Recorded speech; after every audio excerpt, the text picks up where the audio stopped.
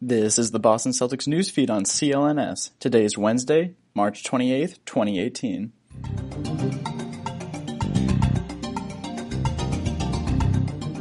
My name is Matt Genak, reporting for CLNS Media, the leading online provider of audio-visual coverage for the Boston Celtics. Today's episode of the newsfeed is sponsored by 4hims.com. Why do guys turn to weird solutions or do nothing when they can turn to medicine and science to address their health problems? I'm thrilled about 4hims.com because it's a one-stop shop for hair loss, skincare, and sexual wellness for men. 4hims connects you with real doctors and medical-grade solutions to treat hair loss. Head on over to 4hims.com/CLNS to get a trial month for just $5 while supplies last. Just go to forhims.com/CLNS. That's 4hims.com/CLNS. The Celtics enter Wednesday night still 3.5 games behind the Toronto Raptors for sole possession of first place in the Eastern Conference. With 8 games remaining, Boston will face Toronto twice, who have struggled in recent weeks.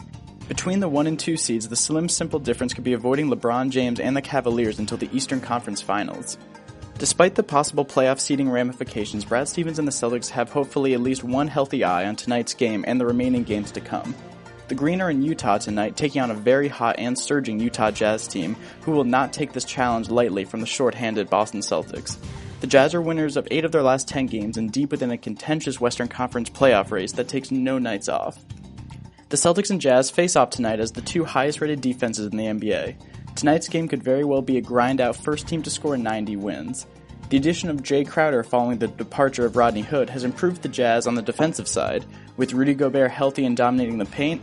Penetrating and efficiently scoring on the Jazz is no easy sentiment, as the often second-string Celtics will be challenged throughout the game tonight. Marcus Morris will miss the game tonight after rolling his ankle after being fouled on a three-point shot in Phoenix on Monday night. Al Horford could also join Morris, Irving, and Smart on the bench tonight after tweaking his left ankle. Horford is questionable but will be a game-time decision.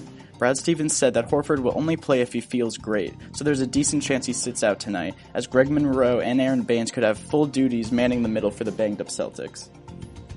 The Celtics announced today the signing of Xavier Silas to a 10-day contract. Silas is coming to the Celtics from Northern Arizona, where he averaged over 18 points a game to go along with 4 rebounds and 2 assists in 43 games this season. The Celtics were able to sign Silas after the league granted Boston a hardship roster spot following injuries to other Celtics players. Silas will also wear Rajon Rondo's number 9 for Boston this year.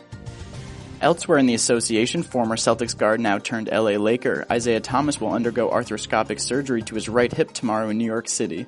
As ESPN's Adrian Wojnarowski reported, Dr. Brian Kelly of the Hospital for Special Surgery in New York has stated that, quote, "We will be doing a minimally invasive procedure to clean up the joint of all inflammatory debris related to his injury from last season," unquote. It has been nearly a year since Thomas's initial injury after falling on the baseline with Karl Anthony Towns, and 9 months or so removed from the Celtics organization removing most of the medical staff from the team. Mistakes were made on both sides, and Thomas is still reeling and has clearly shown that he has never fully been able to recover in the playoffs, in Cleveland, and now in Los Angeles to this point. Despite Thomas's health issues, the Lakers are still invested in Isaiah after this season. As for the Celtics' hopes as the regular season winds down, Mission 1 is for every possible roster spot to be utilized and every player on that roster healthy come mid-April. The Celtics will see the Raptors on Saturday, then followed by Giannis and the Bucks, then in Toronto to face the Raptors again, the lowly Bulls, then Hawks, Wizards, and Nets to close out a very productive season following a tumultuous and dramatic offseason. That about wraps things up today for this episode of the Boston Celtics newsfeed. As always, keep it locked on to @CLNS Media on Twitter and subscribe to the Celtics newsfeed on both iTunes and Stitcher, as well as the CLNS Media Network mobile podcast app. This has been Matt Genak with the Boston Celtics newsfeed.